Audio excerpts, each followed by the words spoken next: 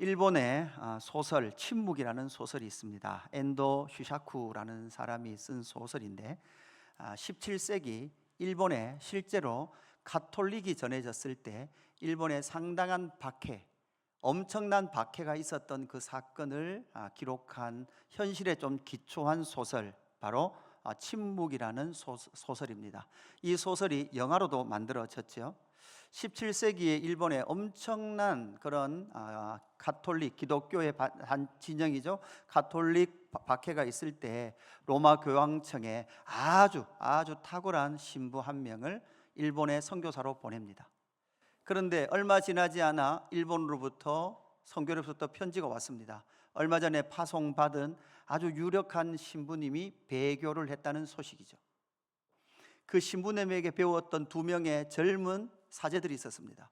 그 사제들이 자기의 스승이 일본의 선교사라고 갖고 배교했다는 소식을 듣고 절대 우리 선생님은 배교하지 않았다, 혹시 배교했더라도 우리가 가서 다시 그들에게, 그 스승에게 회개의 은혜를 선포해야 되겠다. 교황청이 막습니다. 지금 일본의 모든 그리스도인들은 순교를 당하고 있기 때문에 너희는 절대 가면 안 된다. 그러나 이 2 젊은 신부는 그 만류를 뒤로 하고 일본으로 떠납니다. 그 일본으로 떠나서 실제로 자기의 스승이 배교한 현장을 목격하고 자기는 절대 배교하지 아니하리라 라는 그 선언이었지만 얼마 지나지 않아 그들 역시도 배교해 버렸다라는 내용이 침묵이라는 소설의 기본적인 전체 스토리입니다. 여러분, 이 이야기, 이 소설의 의미는 결론 부분에서 제가 다시 한 번 더 말씀을 드리면서 오늘 본문으로 들어갔으면 좋겠습니다. 하나님의 나라가 선포되었습니다. 하나님의 나라가 선포되니까 사탄의 나라, 귀신의 나라와 뭐하죠? 충돌하게 됩니다. 예수님께서 귀신을 쫓아낼 때 그들은 뭐라고 말합니까? 바알세불, 귀신의 왕의 힘을 빌려서 지금 이 귀신을 쫓아낸다, 이렇게 말을 하죠. 예수님을 공격합니다. 이렇게 공격하는 바리새인, 율법학자들, 그들이 앞잡이가 되어 있습니다. 그러나 예수님은 그 바리새인과 율법학자들을 향하여 뭐라고 말씀합니까? 그들 속에는 탐욕과 악독이 가득하다. 종교의 심취에 있으나 그들의 속마음에는 탐욕과 악독이 가득한 상태입니다. 그리고 공의와 하나님에 대한 사랑을 버린 상태죠. 그리고 하나님의 나라에 자기들이 들어가지 않을 뿐만 아니라 사람들이 들어가려고 하는 것도 뭐하고 있습니까? 막고 있는 사람들이었습니다. 이 사람들이 계속해서 무엇합니까? 하나님의 나라를 전파하기, 선언하기 위해서 오신 하나님의 나라의 왕이신 예수님과 충돌하고 있습니다. 그래서 누가복음 11장 53절, 54절에 이렇게 말하죠. 거기서 나오실 때 서기관과 바리새인들이 거세게 달려들어, 지금 누구에게 달려들고 있습니까? 예수님에게 달려들고 있어요. 그냥 달려드는 게 아니라 거세게 달려들어 여러 가지 일을 따져 묻고 그 입에서 나오는 말을 책잡고자 하여 노리고 있더라. 지금 이 상황이에요. 이 상황 가운데서 지금 예수님은 12장 말씀을 이어가고 있는 거죠. 여러분, 얼마 지나지 않아 누가복음 13장으로 가면 누가복음 13장 31절에 이렇게 되는 거예요. 그때에 어떤 바리새인들이 나와서 이르되 나가서 여기를 떠나소서, 헤롯이 당신을 뭐 한다고요? 죽이고자.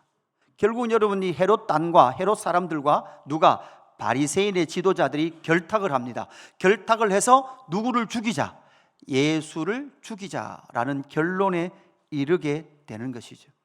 그들은 이미 예수를 죽이려고 하는 작전이 시작됐습니다. 예수에게 도전하고 예수의 말을 책잡아서 예수를 죽이려고 하는 그러한 길을 노리고 있는 상태입니다. 그 상태 가운데에서 오늘 12장 1절은 어떻게 말하고 있습니까? 그동안 무리 수만 명이 누구에게 몰려들어요? 예수님에게 몰려듭니다. 수만 명이 몰려들었는데 많은 사람들이 서로 밟힐 만큼 지금 누구에게 몰려들고 있어요? 예수님에게 몰려들고 있습니다. 왜 예수님에게 몰려들고 있을까요? 왜요? 많은 하나님 예수님의 표적과 병자를 고치시고 귀신을 떠나가게 하시는 놀라운 일들을 행함으로 말미암아 하나님의 나라가 임했다라는 소식을 듣고 그들은 지금 예수님에게 몰려오고 있는 거죠. 그런 가운데 오늘 12장 지금 뭐 하고 있다고요? 하나님의 나라와 세상 나라, 사탄의 나라가 지금 충돌하고 있는데 세상 나라가 지금 누구를 죽이려고 해요? 하나님의 나라의 왕인 예수를 죽이려는 음모를 꾸미고 있는 상황 가운데에서 예수님은 예수님의 제자들에게 오늘 하시는 말씀이 1절부터 12절 말씀이에요. 무리도 너무나 많죠. 무리도 엄청 많이 모여 있고, 그리고 예수님을 잡아 죽이려고 하는 음모가 꾸며지고 있는 이 상황 가운데에서 예수님은 누구에게? 제자들에게. 그래서 오늘 말씀의 1절에 보면 이렇게 말해요. 예수께서 먼저 제자들에게 말씀하여 이르시되, 4절에서는 마태, 마가, 누가복음에서는 유일하게 나오는 내가 내 친구 너희에게 말하노니. 여러분, 제자들을 예수님이 뭐라고 부른다고요? 친구라고 불러요. 지금 상황은 급박하게 돌아갑니다. 만만치 않은 상황이에요. 무리들이 예수님을 수없이 그렇게 따르고 있지만, 그러나 헤롯과 종교 지도자들은 예수를 죽이고 하나님의 나라를 무너뜨리려고 하는 작전을 세우고 있는 그때에 예수님은 예수님의 제자들에게 내가 내 친구 너희에게 말하노니, 9절에서는 내가 또 너희에게 말하노니, 제자들에게 계속 말하는 거예요. 친구죠, 친구. 왜 친구라는 표현을 하고 있을까요? 막 먹자는 걸까요? 맘 먹어도 된다는 걸까요? 그런 말이 아니라, 여러분, 친구라는 것은 뜻을 같이 하고 있는 동지들이라는 말이에요. 친구, 뜻을 같이 하고 있어요. 하나님의 나라의 영광의 뜻을 같이 하고 있는 친구, 제자들아, 그 제자들, 내가 내 친구 너희에게 말하노니, 이렇게 말씀하시면서 오늘 제자들에게, 뜻을 같이 하고 있는 친구들에게 말씀을 이어가고 계시죠. 그런 오늘 말씀 중에서 교회의 역사 가운데 가장 많은 오해를 낳았던 구절이 한 구절 등장합니다. 몇 절입니까? 10절 말씀이죠. 10절 말씀 우리 화면을 보고 같이 한번 봉독해 보십시다. 시작. 누구든지 말로 인자를 거역하면 사심을 받으려니와 성령을 모독하는 자는 사심을 받지 못하리라. 아멘. 여러분, 이 말씀, 성령을 회방하거나 성령을 모독하는 자는 사함을 받지 못해요. 그래서 여러분, 성령 충만한 성령의 사람이 목사를 여러분 거역하시면 여러분 사하심을 못 받습니다. 할렐루야. 이럴 때 아멘 하시면 안 된다고요. 그 말씀으로 이 말씀을 인용해 쓰면서 종교적 압박, 종교적 탄압을 해버린 거예요. 여러분, 이 말씀이 목사는 성령 충만한 사람이고 목사의 뜻을 거스리면 성령 모독하는 거라서 사함을 받지 못한다는 말씀으로 예수님이 이 말씀을 하고 계신 게 아니란 말이에요. 도대체 성령을 모독하는 것이 무엇인가? 그리고 성령을 모독하면 왜 죄 사함을 받지 못한단 말인가? 모든 죄는 회개하면 여러분 뭐합니까? 사함을 받을 수 있는데 왜 성령을 모독하면 사함을 받지 못한다고 지금 예수님은 말씀하고 계신가? 라는 질문을 우리는 이 본문에서 반드시 던져야 합니다. 사실 이 본문은 제가 2021년 3월 달에 한번 설교했던 본문이에요. 지금 누가복음 우리가 요 후반부 중반부에 들어오면서 이 중반부는 사실 2021년도에 설교를 했던 본문입니다. 우리 지금 한 바퀴가 거의 다 돌아가고 있는 상태죠. 여러분 전혀 기억이 안 나시죠? 예, 감사합니다. 또 해도 모른다는 사실이 너무나 감사하죠. 내가 내 친구 너희에게 말하노니 성령을 모독하지 말라라는 것을 우리가 이 말씀을 해석할 때 과연 성령을 모독한다는 것이 무엇인가, 성령을 모독하고 있는 상태가 무엇인가라는 것을 우리는 점검을 해봐야 합니다. 그래서 여러분에게 제가 3개의 질문을 던질 겁니다. 3개의 질문을 던지는 그 던지는 질문에 여러분은 마음으로 답을 하셔야 됩니다. 첫 번째 질문은 무엇인가 하면 당신은 무엇을 숨기고 있습니까? 바리새인은 지금 사람들 앞에서 기도하는 것을 좋아합니다. 거룩한 옷을 입고 많은 사람이 오가는 시장 내거리에서 큰 소리로 기도합니다. 그럼 많은 사람들이 바리새인들에게 인사하고 그 인사를 받기 좋아했던 사람들이 바리새인이었습니다. 그러나 그들의 마음 안은 어땠습니까? 악독과 탐욕으로 가득했습니다. 그러니까 악독과 탐욕이 가득한 상태고, 여러분 그 안은 무슨 상태예요? 시신이 썩은 상태예요. 예수님은 그렇게 말씀했어요. 너희는 완전히 썩은 상태다. 썩은 상태인데 여러분 뭐 하고 있는 거예요? 겉만 잔디를 잘 발라놓고 있는 거예요. 그죠? 여러분 한국에도 지나다니다 보면 저 푸른 잔디밭을 예쁘게 꾸며놓은 데가 여러분 산 안에 있으면 그건 어디예요? 무덤이에요, 무덤. 그죠? 그러니까 잔디밭을 예쁘게 가꾸어서 해놨지만 그 속에는 뭐가 있는 거예요? 시체가 있는 거죠. 시체가 숨겨져 있음에도 불구하고 그들은 깨끗한 종교 생활로 시체 아닌 것처럼 살아가고 있는 그들에게 오늘 1절 후반절에 예수님은 그 친구들에게 이렇게 말합니다. 바리새인들의 누룩 곧 외식을 주의하라, 이렇게 말씀합니다. 오늘 말씀은 내 사랑하는 친구들아, 바리새인의 외식을 주의하라 라고 말씀하면서, 이 말씀이 바리새인이 지금 뭐와 연결되어 있는가요? 성령을 모독하고 있는 상태와 연결되어 있는 상황이라는 거예요. 여기서 외식이라는 단어는 포스크리시스라는 단어를 쓰는데 위선이라는 말과 동일한 말이에요. 외식, 위선인 동일한 말이죠. 이 포크리시스라는 단어는 연극할 때 쓰는 용어예요. 연극할 때, 여러분 원래 연극을 할 때는 뭐를 써야 됩니까? 가면을 써야 됩니다. 가면을 쓰고 사는 삶을 말할 때 외식이다, 위선이다 이렇게 말하죠. 그러니까 모든 종교에 탈은 쓰고 있어요. 그러나 그 종교에 탈은 쓰고 있지만 그 안에는 죽은 시체가 있어요. 죽은 시체 냄새를 안 나게 하기 위해서 하는 게 뭐예요? 종교적 예식이에요. 종교적 예식을 잘하면 죽은 시체의 냄새를 막을 수 있다, 안 나게 할 수 있다고 생각하는 거죠. 그러나 여러분, 예수님은 분명히 그들의 냄새를 맡고 계신 거예요. 그들은 어떤 상태예요? 시체, 썩은 시체의 상태란 말이에요. 그들은 어떻게 종교적 행사를 했습니까? 자신의 공로로 말미암아 사실 자기들이 잘나서 선택받은 민족이라는 특권의식만 가지고 있었습니다. 그리고 하나님께서 주신 율법도 율법 앞에 서서 자신이 죄인인 것을 알고, 그 죄인인 것을 알고 하나님의 나라를 살아가야 될 책임성보다는 여러분 뭐로 여겼어요? 자신들의 존귀함만 누렸어요. 자신들의 존귀함. 우리 찬양했죠? 우리는 보배로워요. 존귀하죠. 우리 보배롭다. 이것만 남아있어요. 여기 보배까지 가게 된 과정이 뭐냐고요. 그 과정도 남지 않고 단지 우리는 보배로워 라는 생각만 가지고 있는 상태가 바로 바리새인들의 상태였다라는 거죠. 복음, 예수 그리스도의 복음은 자신이 구원받은 특권만 주장하는 것이 아니라 용서, 사랑, 나눔, 이것으로 나가야 됨에도 불구하고 그들은 그들의 죽음을 감춰버린 채 자기의 종교만 내세우고 있었던 것이 그들의 모습이었죠. 그래서 오늘 2절 말씀, 이렇게 외식하지 말라라고 말씀하시고 나서 이렇게 말씀하죠. 감추인 것은 드러나지 않을 것이 없다. 숨긴 것이 알려지지 않을 것이 없느니라. 이러므로 너희가 어두운 데서 말한 모든 것이 광명한 데서 들리고, 어두운 곳에서 말했던 많은 이야기들, 예수를 죽이자, 예수를 책잡자라고 말했던 수많은 말들이 다 드러나게 될 거예요. 너희가 골방에서 길에 대고 말한 것이 지붕 위에서 만다고요? 전파되리라.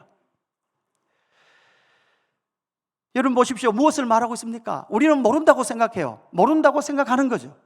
그러나 여러분, 하나님은 모든 것을 아십니다. 여러분 왜 회개하지 않아요? 왜 회개하지 않습니까? 우리는 어느 정도 가리면 괜찮다고 생각해요. 여기 오신 여러분도 어느 정도 잘 가리면 괜찮을 거라고 생각하지만 그렇지 않아요. 하나님은 우리의 중심을 보고 모든 것을 아시는 줄로 믿습니다. 안 들키면 사람에게는 안 들킬 수 있죠.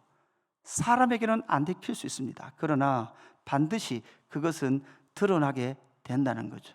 끝까지 위장하고 잘 위장하죠 하고 들키지 않으면, 여러분 들키지 않으면 괜찮다고 생각하면 뭐를 하지 않아요? 회개하지 않으니까 결국 여러분 그게 구원에 이르지 못할 뿐만 아니라 성령을 모독하는 일이라는 거죠. 예수님은 지금 외부자에게 말하는 것이 아닙니다. 지금 내부자들에게 말하고 있습니다. 수만 명이 있고 예수님에게 몰려왔고 예수님을 죽이려고 하는 바리새인들이 있음에도 불구하고 이 이야기를 누구에게 해주고 있는 거예요? 제자들에게 해주고 있는 거예요. 내부자들에게 해주고 있는 거예요. 그리고 내부자 속에서도 방관자들에게 예수님은 말씀하고 계시는 거죠. 시편 23편 1절에 이렇게 말합니다. 허물의 사함을 받고 자신의 죄가 가려진 자는 복이 있나니. 여러분 자기의 죄를 가리기 위해서 하나님께서 먼저 하신 일이 무엇입니까? 아담이 자기의 수치를 가리기 위해서 입고 있었던 그것을 하나님은 뭐부터 하셔야 돼요? 무화과 나무로 엮어 입은 치마를, 옷을 벗기시고 뭐로 입히시는 거예요? 예수 그리스도의 가죽옷을 입히시는 거예요. 여러분 우리는 무화과 나무 잎으로 수치를 가리고 우리는 부끄럽지 않다고, 우리는 들키지 않았다고, 우리는 괜찮다고 생각하는 거예요. 아닙니다. 우리는 스스로 감출 수 없습니다. 여러분, 우리의 이 스스로 겉옷을 입고 우리의 죽어있는 영혼을 절대 감출 수 없습니다. 죽으면, 죽어있으면 무슨 냄새 납니까? 시체 냄새 납니다. 시체 냄새 나요. 예수님은 정확하게 그 죽음의 냄새를 아십니다. 여러분, 우리는 인정해야 합니다. 우리는 무엇을 인정해야 합니까? 우리는 죽은 시체, 죽은 영혼을 소유한 자야라는 것을 인정해야 합니다. 그렇지 않고는 우리는 회개에 이르지 못합니다. 회개의 문으로 나갈 수 없습니다. 우리가 죄인인 것을 절대 삼위 하나님 앞에서는 감출 수 없다라는 것을 인정하십시오. 이것이 바로 성령을 모독하지 않는 일인 줄로 믿습니다. 두 번째, 성령을 모독하는 것이 무엇일까요? 두 번째는, 당신은 무엇을 두려워하고 있습니까? 여러분, 뭐가 두렵습니까? 여러분, 귀신이 두렵습니까? 지금 예수님은 귀신 쫓아내는 문제 때문에 지금 이것까지 왔거든요. 여러분, 죽은 조상이 무서우십니까? 아니면 여러분, 질병이 무서우십니까? 사고가 무서우십니까? 저는 그런 분을 봤어요. 그죠?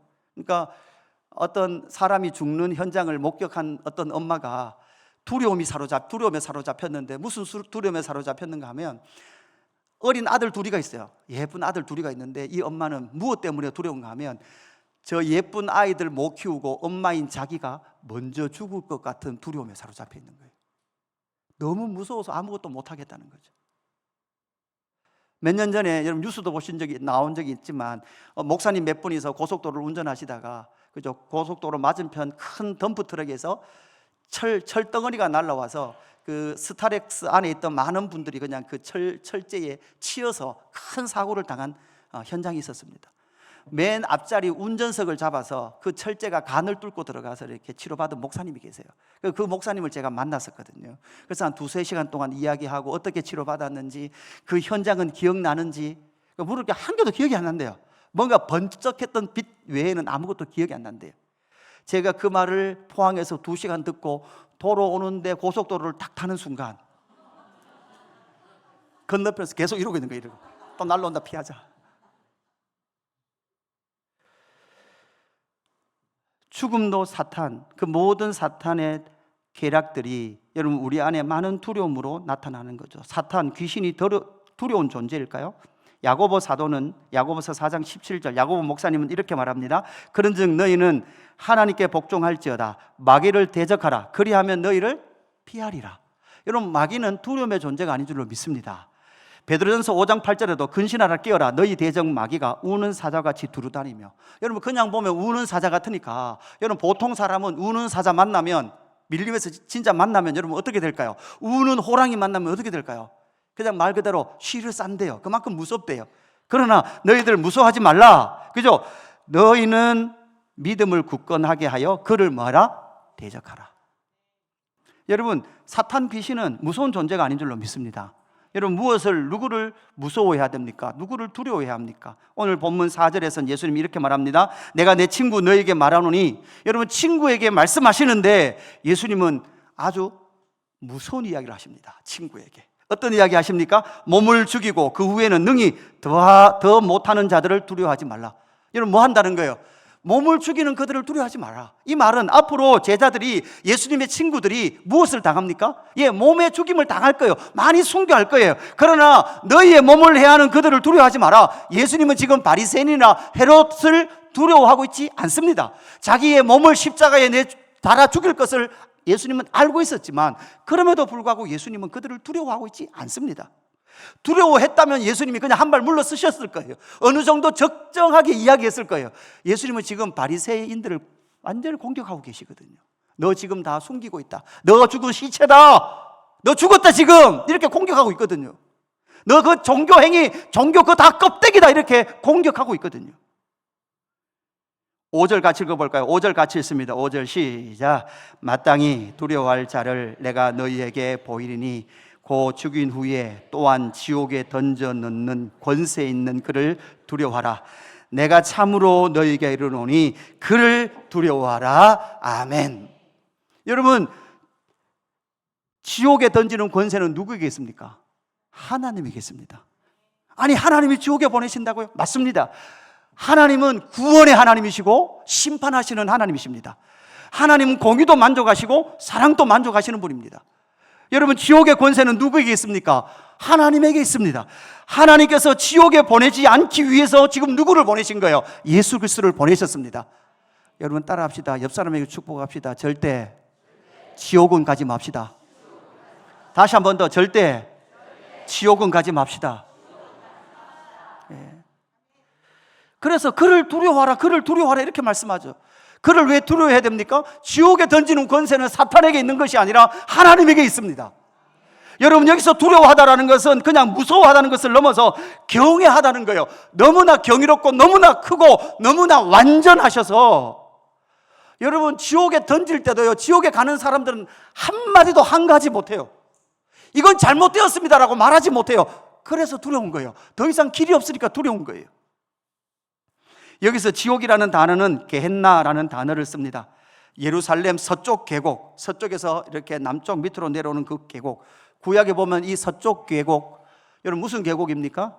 흰놈 골짜기죠. 까만 놈은 하나도 없다는 흰놈 골짜기예요. 그 흰놈 골짜기에서 무슨 일을 행했는가 하면, 북이스라엘 왕들이나 남유다의 왕들이 그 계곡에서, 남유다의 왕들이 그 계곡에서 몰록이라는 신을 섬겼는데, 그 신은 자식을 불에 태워 번제로 드리는, 제사를 드리는 이방 종교였습니다. 그래서 그 계곡에서 자식을 절기 때마다 태워 죽이는 거예요. 오늘은 너희 집 애 내놔라, 죽이죠. 오늘은 너희 집 내놔라, 죽이는 거예요. 이 제사를 드렸던 것이 바로 그 서쪽 계곡입니다. 그럴 때 그렇게 수많은 왕들이 수많은 자식들을 태워 죽이는 제사를 드릴 그때, 요시아 왕 때가 되었을 때 그 모든 몰록의 제단을 무너뜨려요. 그 제단을 무너뜨리고 그 자리를 뭐로 쓰는가 하면, 예루살렘에서 나오는 모든 쓰레기의 소각장을 바로 그곳 게헨나라는 곳에 사용하기 시작합니다. 그러니까 이 당시에 쓰레기 소각은 불로 태우는 거죠. 그러니까 여기는 언제나 불이 활활 탔습니다. 그것이 바로 지옥이에요. 불이 언제나 타서 너무나 뜨거워서 견딜 수 없는 그것이죠. 예루살렘의 쓰레기 처리장입니다. 여러분, 지금 예루살렘의 쓰레기는 누굽니까? 예루살렘 성 안에 있는 쓰레기는 누구예요? 대제사장들과 종교 지도자들, 바리새인들이에요. 왜요? 시체거든요. 다 썩어버렸거든요. 썩었는데 안 썩은 것처럼 포장하고 있는 그들이 지금 바로 쓰레기들이라는 거죠. 그들은 어디에 들어가는 거예요? 지옥불에 들어가는 거예요. 감사하게도 그 말씀을 하시고 나서, 무서운 이야기, 지옥에 던지는 권세가 있는 하나님, 그를 두려워하라 이렇게 말씀하시고 나서, 그 이후에 예수님은 그렇게 말씀을 그치지 아니하시고 6절 7절 말씀을 더 말씀하세요. 이렇게 말씀하시죠. 참새 5마리가 두 아사리온에 팔리는 것이 아니냐? 그러나 하나님 앞에는 그 하나도 잊어버리시는 바 되지 아니하는도다. 너희에게는 심지어 머리털까지도 다 세신 바 되었으니. 심판하시는 하나님이지만 반대편에는 또 어떤 하나님이에요? 사랑의 하나님이라고요. 하나님이 지옥 보낼 놈 누구고 이렇게 보시는 게 아니고, 구원하실 자가 누군가, 구원받을 자가 누군가를 보시는 거예요. 우리의 일상은 여상이 지나갑니다. 피곤하기도 하고 언제까지 이런 삶을 살아야 되나라는 한숨이 나오기도 합니다. 그럼에도 불구하고 우리가 알아야 될 것은 무엇입니까? 여러분, 무엇입니까? 우리의 영혼은 하나님 안에서 이미 영생이 보장되었고, 왜? 예수 그리스도를 믿음으로 말미암아. 하나님은 절대 저희와 여러분을 놓지 않는 줄로 믿습니다. 여러분, 이 믿음을 가져야 하는 것이죠. 여러분, 그러면 여러분 뭐가? 두려움이 사라지기 시작해요. 여러분, 두려움은 사랑을 이루지 못해요. 두려우면 하나님께 나갈까요? 여러분, 죄 있는 상태는 두려운 상태고, 두려운 상태는 절대 하나님께로 나가지 못합니다. 하나님께로 나가지 못하니까 여러분 용서의 은혜도 받지 못함으로 말미암아 결국 여러분 구원을 얻지 못하게 되고, 뭐를? 성령을 모독하게 된다라는 것이죠. 여러분, 우리의 삶에 두려움들이 많습니다. 여러분, 그러나 사실 우리는 머리털 하나도 어떻게 하지 못합니다. 여러분, 빠지는 머리털 지금 계십니까? 빠지는 머리털 감당이 안 되십니까? 여러분, 감사하십시오. 여러분, 하나님이 조금 수월하세요. 조금 머리숱 적으신 분들은 셀 때 좀 빨리 셀 수 있어요. 감사하십시오. 그죠? 여러분, 저도 옆에서 막 흰머리가 나와요. 이 흰머리. 이게 여러분 제가 어떻게 할 수 없어요. 없는 거예요. 그죠? 우리는 머리털 어떻게 하나도 할 수 없습니다. 여러분, 우리가 어떻게 할 수 없었던 IMF도 지나갔고, 우리가 어떻게 할 수 없는 코로나도 지나갔습니다. 그러나 여러분, 그것이 진짜 두려운 일이었던가요? 그게 정말 우리가 생명의 위협을 느낄 만큼 두려운 일이었나요? 여러분, 지금도 아마 미국 경제가 엉망진창이 되어서 유튜브를 열어보니까 여러분 지금 통장에 돈 다 빼서 지금 금을 사거나 현금을 가지고 있어야 될 때예요. 엄청 우리를 두렵게 해요. 근데 여러분, 살아보니 IMF도 살았고 코로나 때도 살았어요. 여러분, 그것이 진짜 우리의 두려움이 아닙니다. 진짜 두려워해야 될 것은 우리의 영혼의 영원한 심판, 지옥불에 던질 권세가 하나님께 있음으로 말미암아 하나님을 경외하고 하나님을 두렵게 여겨야 될 자들이 저와 여러분인 줄로 믿습니다. 그래서 여러분이 정말 무엇을 두려워하고 있는지를 여러분 점검해 보십시오. 여러분, 그것을 점검해 보십시오. 그것을 점검해 보면 그것이 곧 여러분이 살아가는 이유이기도 하고, 여러분이 하나님께로 나가지 못하는 이유이기도 하고, 성령님이 우리 안에 역사하고 있는데 그 성령님이 역사하지 못하도록 하는 이유이기도 한 거예요. 세 번째 성령을 모독하는 일, 그것은 무엇일까요? 세 번째, 당신은 누구를 시인하며 살아갑니까? 이 질문을 여러분에게 해 보십시오. 사마리아인의 비유에서 여러분, 율법 교사는 이웃이 누구인지만 말씀해 주십시오, 내가 다 사랑해 버리겠습니다 그랬습니다. 마르다는요, 동생 마리아만 불러 주십시오, 내가 진수성찬을 차리겠습니다 이렇게 말을 했습니다. 이 말은 나는 최선을 다해 열심히 잘 살았습니다. 그리고 나는 율법을 위해서 내 인생을 희생했습니다. 여러분, 질문을 한번 던져보겠습니다. 여러분, 나이가 들면 들수록, 여러분의 삶의 깊이가 깊어질수록 여러분의 삶이 회한과 후회와 억울함만 여러분 가운데 쌓여가십니까? 아니면 여러분 삶 가운데 감사함이 여러분 삶 가운데 쌓여가십니까? 여러분 자신의 삶을 점검해 보십시오. 여러분, 제가 목회자잖아요. 목회를 했잖아요. 그리고 목회가 끝나고 마지막 주님이 부르시는 그 순간에 내가 천국은 가더라도 내 안에 해결되지 않은 몇 개가 있는데, 나는 김 집사 너를 잊을 수 없다. 나는 박 집사 너도 잊을 수 없다. 내가 목사라서 참았지, 내 젊은 인생 목사라서 참는다고 내 속이 다 썩었다 이러는 건 나를 위해서 살아간 걸까요? 주의 영광을 위해서 살아간 걸까요? 결국은 여러분, 나를 위해서 목회한 거예요. 그게 나를 위한 삶의 산물이라고요. 바울도 열심히 살았습니다. 최선을 다해서 살았어요. 그래서 바울은 부활장인 고린도전서 15장 10절에서 이렇게 말해요. 그러나 내가 나된 것은 하나님의 은혜로 된 것이니 내게 주신 그 은혜가 헛되지 아니하여 내가 모든 사도보다 더 많이 수고하였으나. 이게 중요한 거죠. 다른 모든 사도들보다 더 수고했는데 너것들은 망한 거고, 예수님 직접 따라다녀 놓고 너것들은 망한 거고, 이렇게 화살이 가지 않았다는 거예요. 그렇게 열심히 산 나는 너무 억울하다.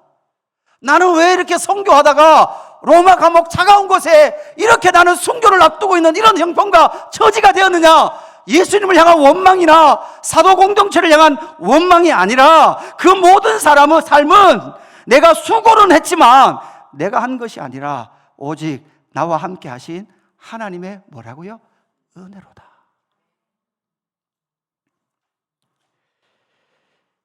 결국은 당신은 누구를 시인하고 있습니까? 이 질문에 대한 시인은 두 가지 있어요.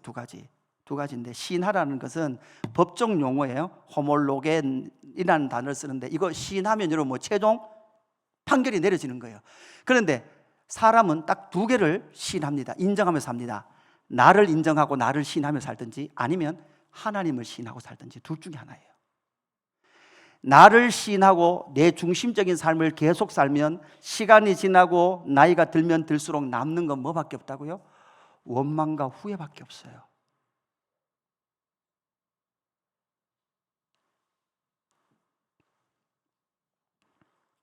예수님께서 8절 이후에 이렇게 말합니다.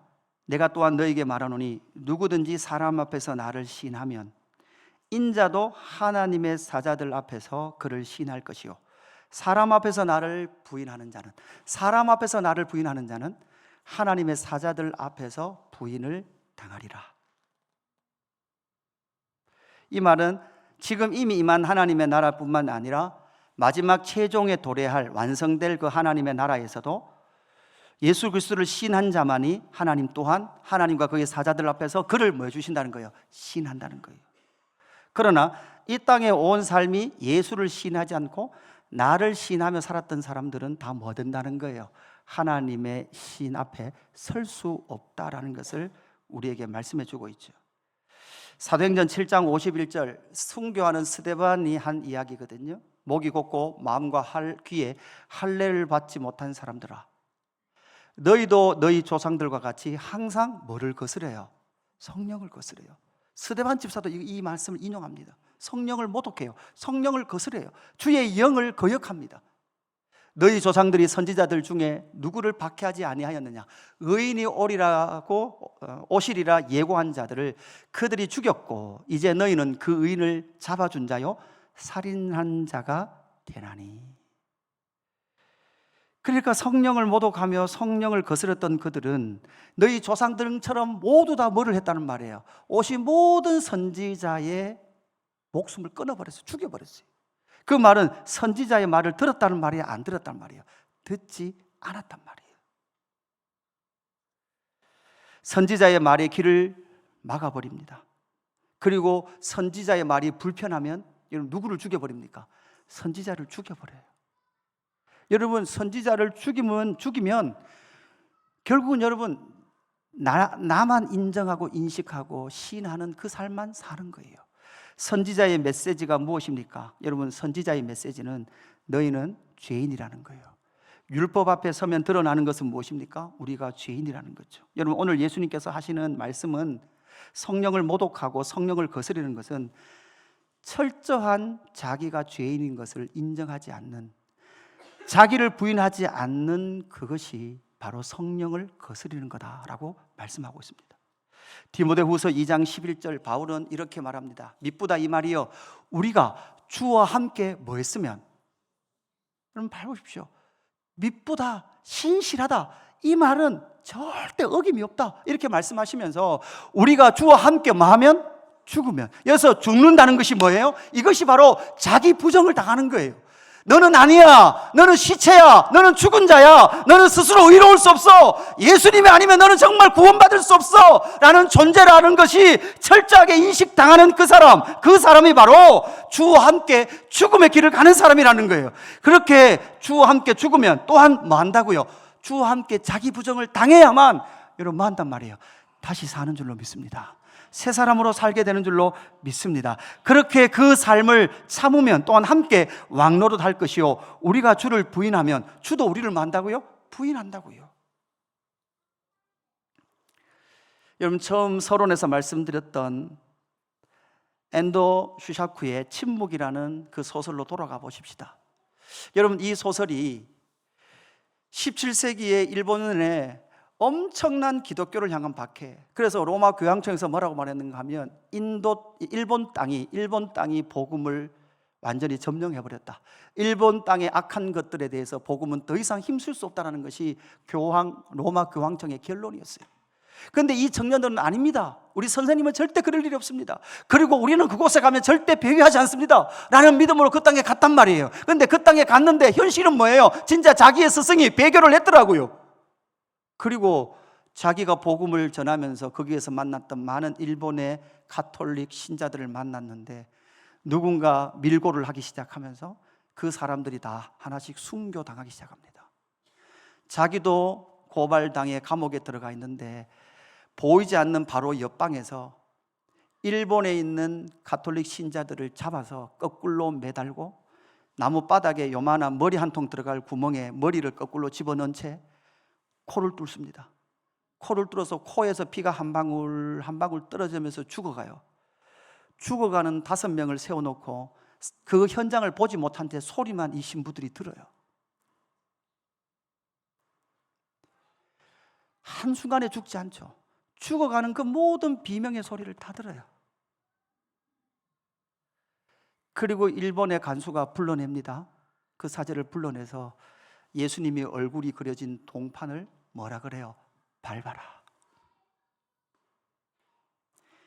그때 예수님께서 이 사제에게 나타나셔서 얘야, 그 얼굴을 밟아라. 그래서 이 사제가 그 얼굴을 밟아요. 밟으니까 뭐가 울릴까요? 뭐가 울까요? 닭이 3번 울더라. 그래서 이 사제도요, 실제로 배교 환자처럼 살아갑니다. 그냥 권력을 가지고 종교적 그 당시에 일본의 권력을 가지고 권력층과 교제하면서 그렇게 살아가요. 그리고 일본 믿지 않는 여인과도 결혼해요. 그렇게 살던 이 신부가 죽습니다. 장례를 치르면서 간에 시신을 넣는데, 그때까지만 해도 아직도 예수 믿는다라는 사실이 발각되면 죽임을 당한 때예요. 그런데 믿지 않고 평생 살았던 그의 아내가 작은 천을 이렇게 감싸서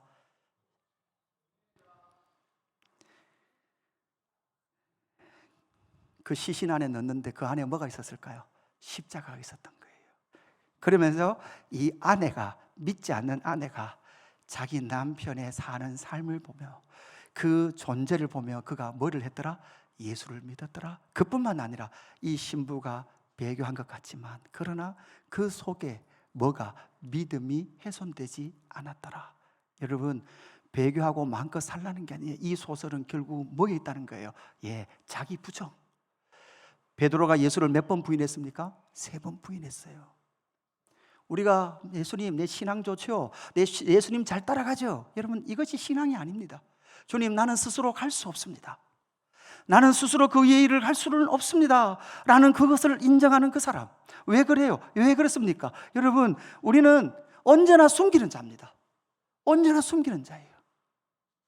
일부 때 기도를 하는데 그 마음이 드는 거예요. 이렇게 눈을 못 뜨겠는 거예요. 제가 눈을 뜨면 여러분의 얼굴이 이렇게 보이면서, 여러분, 저도 사람이라서 이렇게 말하면 또 오해를 하실 것 같아서 내가 말을 못 하겠다마는, 목사인 저도 목회하다가 제 마음에 아픔이 새겨져요. 그런데 자기 부인이 없으면 이건 지워지지 않아요. 제가 느끼는 거예요. 나도 사람이라. 들려졌던 그 말이 내 마음에 깊이 새겨지는 것 같아요. 그런데 아는 거죠. 괜찮지 않습니다. 하나님, 나는 괜찮지 않으니 성령 하나님 은혜를 주셔야만 내가 다시 이 자리에 설 수 있습니다. 여러분, 은혜 없으면 저는 절대 이 자리에 설 수 없다는 자인 것을 저는 너무나 잘 아는 것이죠. 우리는 하나님 앞에서 무엇을 아무것도 숨길 수 없는 자인 줄로 믿습니다. 멀쩡한 것처럼 앉아있지만 여러분, 그러지 마십시오. 우리는 눈물 없이는 하나님께 나갈 수 없는 자인 줄로 믿습니다. 여러분, 정말 무엇을 두려워하고 있습니까? 여러분의 수치가 드러나는 것이 두렵습니까? 그 수치가 두려운 것보다는 그 수치가 해결되지 않음으로 말미암아, 그 죄가 해결되지 않음으로 말미암아 지옥에 던져지는 것을 두려워하는 저와 여러분 되기를 주님의 이름으로 축복합니다. 여러분, 신앙의 여정은 나의 인정이 아니에요. 나의 부정이에요. 여러분 자신이 부정당할 때 여러분 십자가에 여러분 자신을 못 박으십시오. 그리고 날마다 새 사람으로 사십시오. 이것이 바로 복음의 진수인 줄로 믿습니다. 이 찬양 하겠습니다.